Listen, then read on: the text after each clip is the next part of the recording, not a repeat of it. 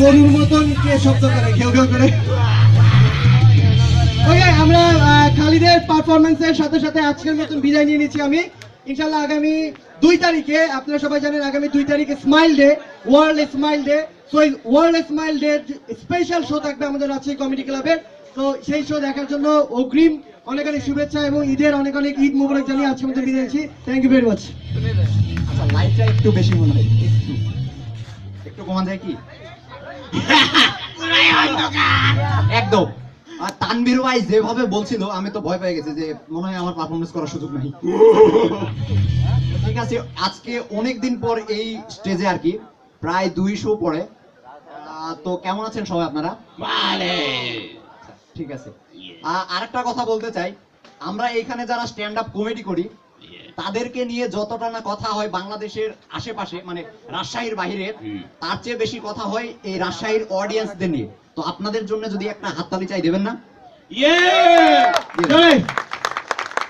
Thank you. তো ঠিক আছে, শুরু করছি। আমার মকলেশ ভাই প্রচুর পশুপ্রেমিক একজন লোক। তো একদিন রাস্তায় একটা বানরে কুড়াই পাইছে। তো বানরটারে নিয়ে গেছে থানায়।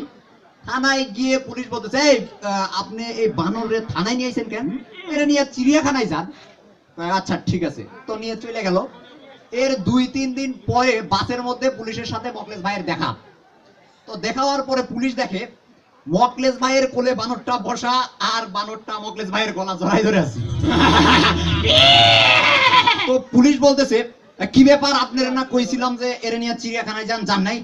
হ্যাঁ গেছিলাম, তো আজকে শিশু পার্কে নিয়ে যাইতেছি।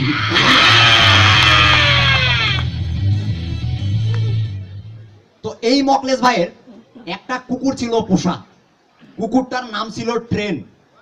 তো আমি একদিন জিজ্ঞাসা করলাম, মকলেশ ভাই এই কুকুরের নাম তুমি ট্রেন রাখছো কে? আর বলিস না, এই হারামজাদা প্রত্যেক দিন সকালবেলা একা একা বাড়ি থেকে বেরোয় আর নতুন নতুন বগি নিয়ে ঘরে ফিরে।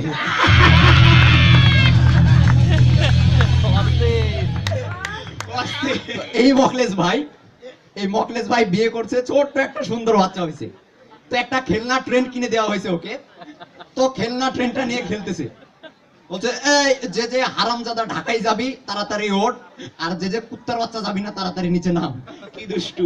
এইটা শোনার পরে মকলেশ ভাইয়ের মেজাজ খারাপ। কই তোরে আমি ট্রেন কিনে দিছি খারাপ কথা বলার জন্য, থাপড়ায় ট্রেনটা কারে নিছে। তো তারপরে 2 ঘন্টা বাজারে ঘোরার পরে আবার বাসায় চলে আসছে। এসে দেখে বাচ্চাটার মন খুবই খারাপ। তো পরে দয়া হয়েছে, বাচ্চাটারে আবার ট্রেনটা দিছে। এবার বাচ্চাটা ট্রেন নিয়ে যায় খেলতেছে। কই যে শুয়োরের বাচ্চা ঢাকায় যাবি তাড়াতাড়ি ওঠ, আর যে কুত্তার বাচ্চা নাইমা যাবি তাড়াতাড়ি নাইমা যা। এমনি এক বলদের বাচ্চার জন্য 2 ঘন্টা ট্রেন লেট হয়েছে।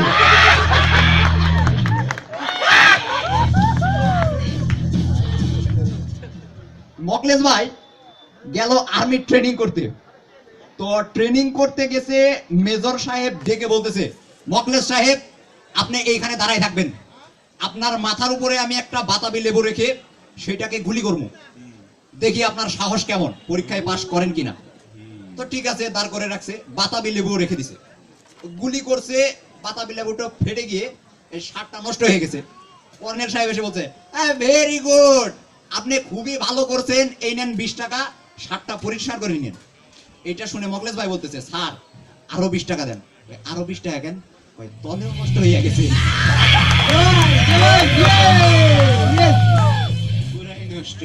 আমার একটা ফ্রেন্ড আছে, হ্যাঁ, তোর একটু ভাষাগত সমস্যা আছে, ফ্রেন্ডটা এখানেই আছে, আমি নাম বলবো না, মার খাইতে বই। তো এ পকে বলে ভ আর ভকে বলে প। তো একদিন একটা বাসায় ফ্যান ঠিক করতে গেছে। ফ্যান ঠিক করতে গিয়ে ফ্যানটা ঠিক করতে পারে নাই। পরে ফেরত আসার সময় বাসার মালিককে বলে আসলেন, ভাই প্যান্ডা ভাড়াই দিন।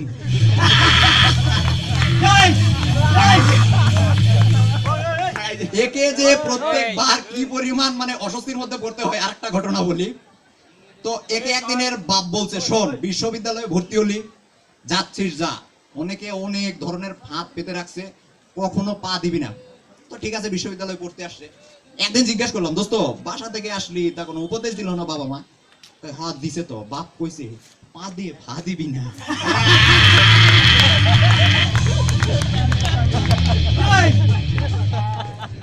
একটা নিগ্রোদের তো আমরা চিনি, হ্যাঁ, কালো একটু।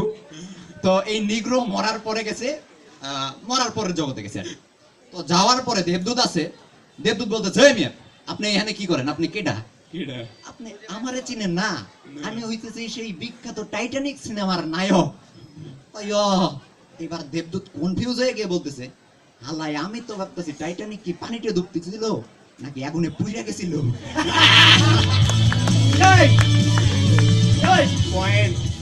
আমার একটা বন্ধু, হ্যাঁ, যার বাবার নাম ফরহাদ সাহেব, এইখানে আছে। তো এইচএসসি তে ফেল করছিল। ফেল করার পরে প্রচুর মদ খেয়ে ওর বাসায় গিয়ে কলিং বেল দিছে, ওর আম্মা বের হইছে। আর আম্মাকে বলতেছে, আচ্ছা আব্বা এই ফরহাদ ভাইয়ের বাসাটা কোন দিকে?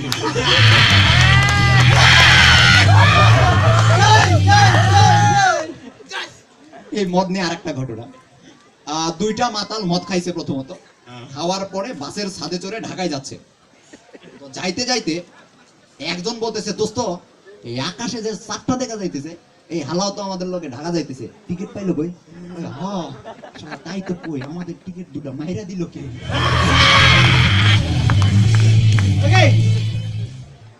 আমার এক বন্ধু মানে অক্সফোর্ডে চান্স পাইছে, দেশের বাইরে। তো পড়াশোনা করার জন্য গেছে। তো যেখানে থাকছে সেখানে শর্ত হচ্ছে যে ওইখানে কোনো কাপড় চোপড় পরে থাকা যাবে না। তো ঠিক আছে, ও শর্ত মানে নিতে রাজি হইছে। তো এর কিছুদিন পরে ওর মা ওরে চিঠি লিখছে, বাবা এই অনেকদিন দেখি না, একটা ছবি পাঠাই দে। তো ছেলে ভাবতেছে যে আম্মা পাঠাইছে, এরকম ছবি কেমনে পাঠায়।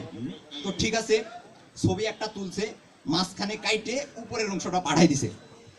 পাঠাই দিল, মা বলতেছে হ্যাঁ খুবই ভালো হয়েছে, নাদুস নুদুস হয়েছিস, অনেক সুন্দর লাগতেছে দেখ। এর কিছুদিন পরে ওর দাদি পাঠাইছে যে বাবা কেমন আছিস আমার বড় ডার্লিং। তো তারপরে আবার চিঠিটা আসছে, ও আবারও একটা ছবি তুলছে, ছবিটা পাঠিয়েও দিছে অলরেডি। তো দেওয়ার পর দেখে ভুল করে নিচের অংশটা চলে গেছে। তো তারপরে দাদির চিঠির কয়েকদিন পর রিপ্লাই, শোন সবই ঠিক আছে, হেয়ার স্টাইলটা চেঞ্জ করিস, নাকটা দেখা যাইতেছে না।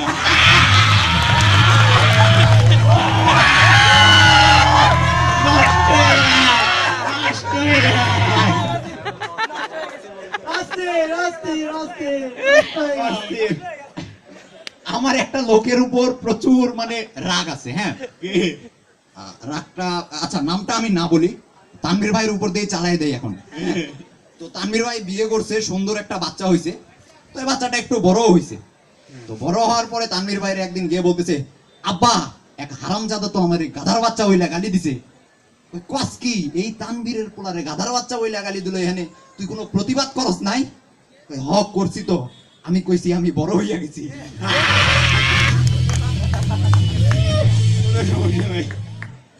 আমার মকলেশ ভাই ওই যখন আর্মিতে কাজ করতে গেছিল, ট্রেনিং শেষ করে ফেলেছে প্রায়, একটা গ্রেনেড দেওয়া হয়েছে ওনাকে। তো উনি গ্রেনেডটা নিয়ে হাতে নিয়ে বসে আছে। তো মেজর বলতেছে এই চার্জ। আরে হারামজাদা বোকা পাইছো, চার্জ না দিলে চার্জ দিমো কেমনে? আচ্ছা, একটা পাখি শীতকালে উড়ে উড়ে যাচ্ছিল, হঠাৎ পাখিটা ঠান্ডায় জমে গিয়ে মাটিতে পড়ে গেল। এমন সময় একটা গরু ওই রাস্তা দিয়ে হেঁটে হেঁটে যাচ্ছিল। তো ঠিক আছে, ভালো কথা, গরুটা অসাবধানতা বশত টয়লেট করে দিছে পাখিটার উপরে, মানে বরফটার উপরে। বরফ গইলা গেছে, এই আনন্দে পাখি তো ধেই ধেই করে নাচতেছে আর গান গাইতেছে। তো এই গল্প থেকে আমরা তিনটা জিনিস শিখতে পাই। কি কি কি? এক নাম্বার, আপনার মুখে যে টয়লেট করে সে কিন্তু সব সময় খারাপ না।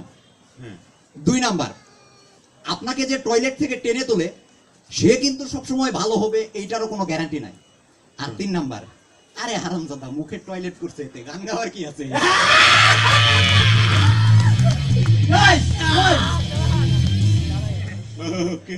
আচ্ছা, আমার আর একটা জোক মনে পড়ছে মাতাল নিয়ে। দুই মাতাল, হ্যাঁ, বসে বসে গল্প করতেছে। তো এক মাতালের প্রচুর হিসু লাগছে, এই যে এই নদীর পাড়ে গিয়ে দাঁড়ায় হিসু করতেছে। তো আরেকজন বলতেছে, গুরুজি আপনার কোনো আবদার আছে? হ আছে, দেখতো আমি যেটা করতেছি এটা কই যাইতেছে? আর ভিতর দিয়ে কি বের হইতেছে। তো একটু পরে হাতে একটা মাছ নিয়ে ঘুরে এসে বলতেছে, আপনার ভিতরে যে এত কিছু ছিল আগে তো জানতাম না। Thank you. থ্যাংক ইউ, সবাই ভালো থাকবেন, দোয়া করবেন। Thank you.